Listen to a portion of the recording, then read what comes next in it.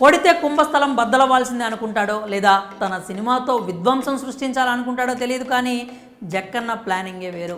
సినిమాలో ప్రతి ఒక్కదాన్ని చాలా క్షుణ్ణంగా పరిశీలిస్తూ ఉంటాడు. ఒక్కసారి జక్కన్న ప్రాజెక్ట్ ఒప్పుకుంటే ఇక హీరోను ఎప్పటికీ స్క్రీన్ మీద చూస్తామో ఎవ్వరికి తెలియదు. కానీ కాస్త లేట్ అయినా కరెక్ట్ కటౌట్ని స్క్రీన్ మీద దింపుతాడు. పని విషయంలో చాలా ఖచ్చితంగా ఉంటాడని, పని రాక్షసుడని ఇప్పటికే ఎంతోమంది నోటి నుంచి విన్నాం. పనిలో అంత పర్ఫెక్ట్గా ఉంటాడు కాబట్టి తన సినిమాలకు ఆ రేంజ్లో రెస్పాన్స్ లభిస్తుంది. జక్కన్న చేతిలో పడితే ఆ హీరో దశ తిరగాల్సిందే. హిస్టరీలో గుర్తుండిపోయే హిట్స్, మిస్టరీని సృష్టించే హిట్స్కి ఇస్తూ ఉంటాడు జక్కన్న.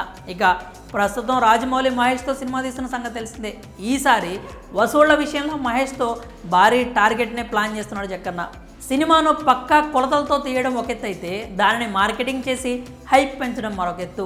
ఈ రెండింటిలోనూ రాజమౌళి దిట్ట. దీనిని కొట్టేవారు ఇప్పటి వరకు రాలేదు. ఆల్రెడీ RRRతో ఇది అందరికీ అర్థమైంది.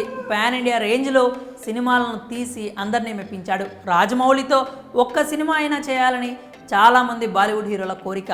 బాలీవుడ్లోనే కాదు, సౌత్లో కూడా ఇతర భాషల్లో స్టార్స్ రాజమౌళి కోసం 1000 కళ్ళతో ఎదురుస్తున్నారు. సాధారణంగానే రాజమౌళికి ఒక్కో సినిమాకు ఒక్కో టార్గెట్ అంటూ ఉంటుంది. ఇలా పక్కా లెక్కలతో ముందుకు వెళ్లే జక్కన్న ఈసారి ఏకంగా మహేష్తో భారీ వసూళ్లను రాబట్టాలని ఫిక్స్ అయ్యాడట. ఇప్పటికే సినిమా కోసం మహేష్ లుక్ను పూర్తిగా మార్చేశాడు. రీసెంట్గా ఆ ఫోటోలు కూడా తెగ వైరల్ అయ్యాయి. చూడబోతుంటే జక్కన్ ఏదో గట్టిగానే ప్లాన్ చేశాడని అనుకున్నారు, కానీ ఈ రేంజ్ ప్లానింగ్ను మాత్రం అస్సలు ఊహించి ఉండరు. ఎందుకంటే ఈసారి జక్కన్న టార్గెట్ ఏకంగా 3000 కోట్లు. ప్రస్తుతానికి 1200 కోట్లతో ప్రభాస్ నటించిన కల్కి సినిమా టాప్లో ఉంది. 2 ఏళ్లు పూర్తయ్యే లోపు ప్రభాస్ ఆ రికార్డును దాటేసి 2000 వరకు చేరినా ఆశ్చర్యం లేదు. అందుకే జక్కన్న ఏకంగా 3000 కోట్ల టార్గెట్ను ఫిక్స్ చేసుకున్నట్లు సమాచారం. ఇదే కనుక జరిగితే జక్కన్న హిస్టరీలో ఇది మరో రికార్డు క్రియేట్ చేస్తుందని చెప్పి తీరాల్సిందే. పైగా ఈ సినిమాకు డబ్బింగ్ను అన్ని భాషల్లోనూ మహేష్తోనూ చెప్పించాలని డిసైడ్ అయ్యాడట. అంతేకాకుండా ఈ సినిమాకు 4 మ్యూజిక్ డైరెక్టర్స్ను పెట్టనున్నాడట.